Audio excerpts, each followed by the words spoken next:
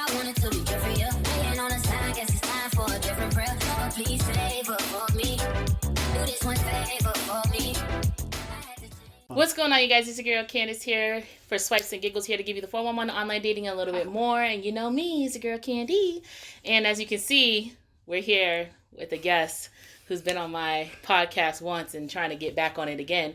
And if you haven't been following, you can find me on Spotify, Google, Apple, Breaker, TuneIn, wherever you want me. You can find me, The Vault with Chase. I have here Mr. Mark in these streets as Mark D Projects, M.A.R.Q. D Projects on Instagram. Follow him. What's up, bro? What do you do? They're gonna think I'm high or something. I don't do drugs above the influence. What? You straight edge? No, I'm okay. So that's what I was about to say. Anyway, man, I've always heard about Swipes and Giggles. You know, about the infamous Swipes and Giggles YouTube show from the great Chase or C. Hayes, don't matter how you say it, as long as the flavor's in your mouth. Anyways, so you wanted to come on here so badly, and you wanted to talk about whatever you want to talk about. You know? Now it's whatever I want to talk about. It's always whatever you want to talk about. Pretend like we weren't on the phone. Oh yeah. Oh yeah, because you're talking about this topic. You're a leader of the niggas ain't shit movement, and I just felt like, you know, as a, you know, I'm a leader. Ain't shit nigga. Catalyst. I just figured. Wow. You know, as an advocate for ain't shit niggas who are trying to work on it, I just felt like coming to your platform and speaking on behalf of, you know, those who got a lot of work to do. Okay. You know well then. One, I want to stay off bat. I want to get rid of the rhetoric of dudes ain't shit. Okay? I want to get rid of that. Like, that whole entire genre. I do want to get rid of it. Reason why it can't be undone. Because at the same time, females ain't shit either. Like, let's just keep it a buck. Like, yeah, it goes hand in hand. Ain't nobody shit. Ain't nobody dogs. Okay? Like, they be just doing some reckless stuff. And cats... They eat their shit. Cats, they were made from the devil himself. But I drank milk until I was lactose intolerant. Like, I made myself lactose intolerant because how much I was drinking milk. That's disgusting. Whole milk, no Nesquik flavors? Nah. That's disgusting. Whole? Whole, yes. You might as well have been sucking on the udder. No. I mean, I don't know. I've never done that, so I don't know. Like I said, everybody ain't shit all together at the same time. But when it comes to guys, you guys do get a harder rep of it just because, fortunately, women are sneakier. Y'all just do it, and then you go, oh no, I got caught. Say, what? That's crazy. That's very true. And on the women's extreme, I have heard, I'm not going to say her name, but I've heard on somebody's podcast, she was like, something to the effect of, I'm never gonna be an ex-wife, I'll be a widow. And I was like,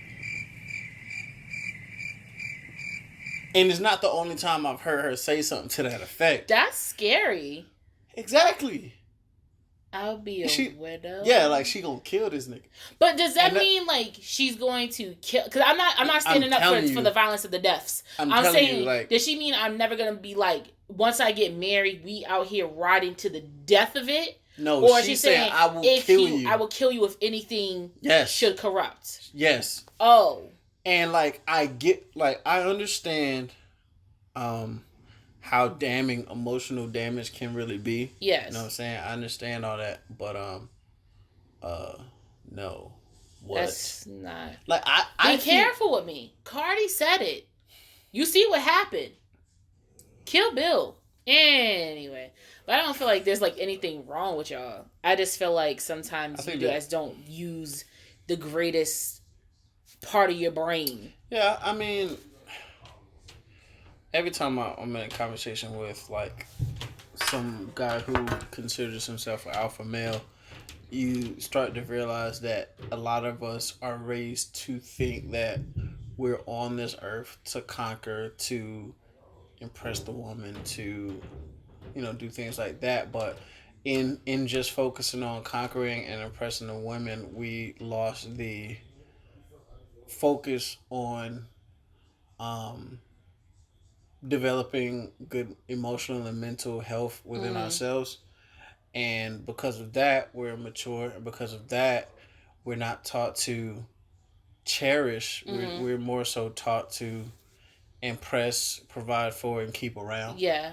And then that doesn't actually bring us happiness. It just makes us feel like we're doing the man's duty. And then the ain't shitness begins. Like in my own experience, I know that when you feel like you're doing, okay, let's take it to anything else, right? Like if you're a go-getter at your job and you feel like you've learned all the aspects of your job, now you're just like, well, like what else? Well, now I'm bored. Yeah. Like now what do I do? I mean, doing this job is a layup. Yeah. So like, yeah. What do I do with all this extra vigor time, and energy and stuff? And again, not an excuse, because what you could do is put that energy into yourself, into developing, challenging yourself even more. Yeah. Or finding even more ways to kill shit in the relationship or kill shit, in the job, for that weird ass example. But I get what that's not what happens. We get bored and we look for any type of entertainment. You're like, let me hop on LinkedIn real quick. Let me see what else. Yeah, let me see what else is going on. What other jobs is tempting me out there? You said you pay how much? Like what? Oh, y'all got dental? Oh, you part time? I got time for part time. I can Uber. Well, you said all I gotta do is do 25 hours a week, and I can get the flights for free. See, that's all you needed. That's all you needed. Right? Yeah. And then you're like, well, I mean, I get free flights, but I'm still taking care of my normal job duties. So they can't complain. That's fucked up. That is literally the greatest example to really put it in the mindset. Yeah. Like, you're keeping your full-time. You're getting your benefits, your 401k, your insurance. Keeping your obligations. You're keeping your obligations in order. Yeah. But you're like, you know what? A side hustle wouldn't hurt nobody. Yeah. It would only just be better for me. Yeah, and then you're like, you know what? Part of me, like, because what's better in that job example, it would be better if you let your full-time know that you have a part-time. Yeah. That way they can understand that if something slip up, if you're not clocking into work on time all the time, there's a reason so they can work with you. Yes. That's not what happens. See, you don't if you don't tell the full-time, like, hey, when I start killing shit in this job, I'm gonna be scared of plateauing. So I'm gonna occupy my time. Yeah. If you tell the full-time that and they're cool with that and y'all get in a working relationship, then boom. Banging on the table with the microphone. Oh, sorry. Then it's money. You know what I'm saying? It's easy money. Yeah. From both ends. Yeah. But if you don't, and then one day you stay late on your part-time, show up late to your full-time, they don't know what's going on, now you're fired. And now you're in hot water. Now you're getting written up. Yeah. You know what I'm saying? Damn, that's a good example. Good example. High five for killing that shit, one. Boy. Doing it for the people in the front and the back. Damn, boy. 702. Anyway. Damn, life, you crazy. Granted, some people claim they're bad liars and things like that, but I mean... Because you can't even say, how, they're like, oh, actions speak louder than words, or, I only believe what I'm told, not what I see, or, there's always a vice versa to that factor. I mean, but if I wanted to act like a bubbly person all the time, you're going to get, I'm a bubbly person all the time. Yep. But, if you got that persona in check, and, as soon as you get to the threshold of your house when you leave, and you're like, all right. Yeah. Smiling. That's all you're going to think. And you got that type of self-control, then you'll start believing that in yourself. And then whenever you're around those people who you got to put that front on for, it'll be a quick trip. And then when you get back to your house and you break down and cry and do whatever. Or sit in a bathtub with water or some shit. Or without water. Or without water. Though without water's the sad one. That's the sad one. That's the real sad one. You just looking at the other side of the tub. Water running for no reason, just going down the drain, water bill going up. It's crazy. It's a bad time. I like that. Because the next month, you're going to be in that bathtub crying again because the water bill done went up. Who ran the water that much? Who was in the bathtub crying? So actually, before you got here, I was thinking about this, and I was like, ooh, that would be a great little insert. Oh, God. Okay? A relationship, or looking for a relationship, or love, whatever the case may be, right, is the main point, the foundation, is to hope you don't lose it.